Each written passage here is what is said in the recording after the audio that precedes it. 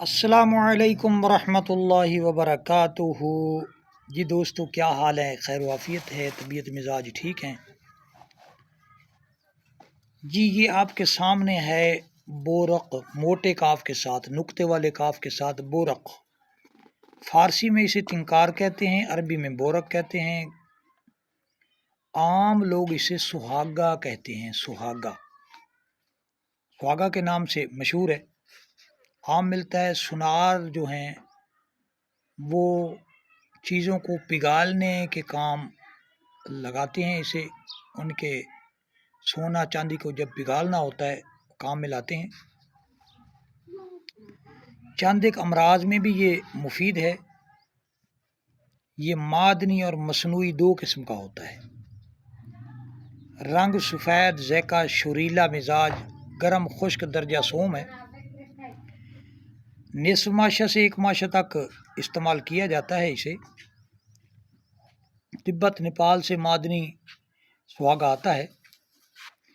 کاسر ریا ہے، ہاضم ہے، قاتل جراثیم ہے، جالی ہے، مخرج بلغم ہے، منفس بلغم۔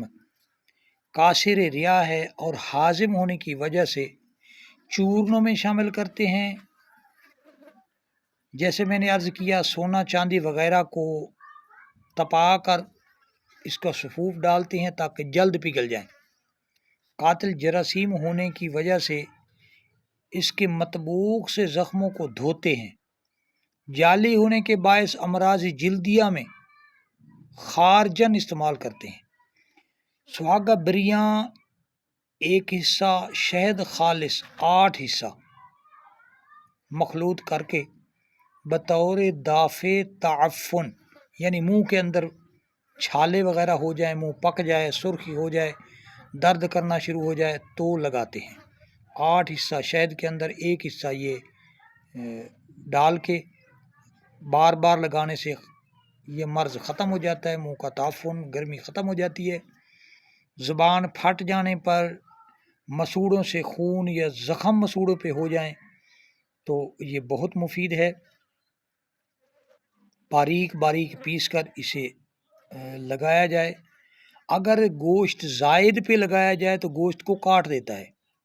بواسیری مصوں پہ لگایا جائے تو وہ ساکت ہو جاتے ہیں۔ مرہموں میں استعمال کرتے ہیں۔ صلابت طحال کو تحلیل کرنے کے لیے بھی خوردنی طور پر استعمال کیا جاتا ہے۔ یہ نیا جب ہوتا ہے یہ شیشہ نما ہوتا ہے، یہ پڑے اس طرح کی سفید ڈلیاں ہو جاتی ہیں۔ کافی پرانا ہو جائے تو یہ بالکل سفید ہوتا ہے، توڑنے سے بربرا سا ہو جاتا ہے۔ یہ جتنا پرانا ہوگا اتنا آسانی سے بھر جاتا ہے، اور اس کو بھون کر مدبر کر کے پکا کے استعمال کرنا زیادہ مفید ہوتا ہے۔ 2 تولہ تقریباً اس کو توے پہ ڈالیں یا کڑاہی کے اندر ڈالیں اور نرم آنچ پہ پکائیں۔ جو پہلے پانی کی طرح پگھلے گا، اس کے بعد یہ پھلا سا ہو جائے گا، وزن اس کا ختم ہو جاتا ہے، یہ بالکل پھلا سا ہو جاتا ہے۔ اس کو بے شک ہاتھوں سے پیس لیں، پیس کر ڈبیا میں محفوظ رکھیں۔ الحمدللہ بہت کامیاب ہے، بہترین چیز ہے، کم خرچ، بالا نشیں ہے، سستی چیز ہے، آسانی سے یہ تیار ہو جاتا ہے۔ تو فوائد حاصل کریں، دعاؤں میں یاد رکھیں۔ اجازت دیجیے، اللہ حافظ، السلام علیکم ورحمۃ اللہ وبرکاتہ۔